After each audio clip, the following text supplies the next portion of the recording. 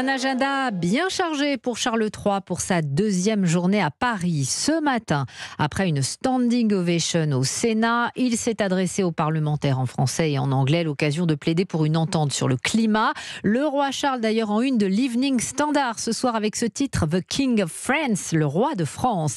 Un roi qui a visité les allées du marché aux fleurs dans l'après-midi. Camilla a d'ailleurs reçu un magnifique bouquet. Ils ont ensuite rejoint le couple Macron sur le parvis de Notre-Dame de Paris. Vous les avez suivis pour Europe 1, Arthur Delaborde.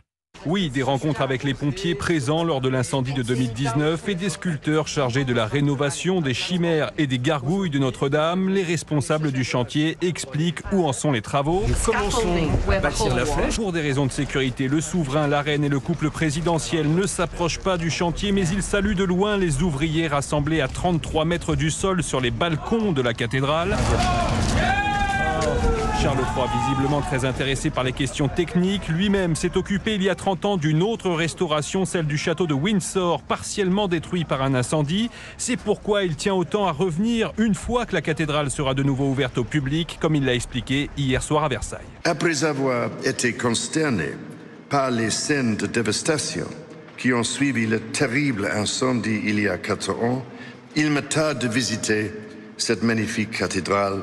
La reconstruction de Notre-Dame de Paris devrait en principe s'achever à la fin 2024.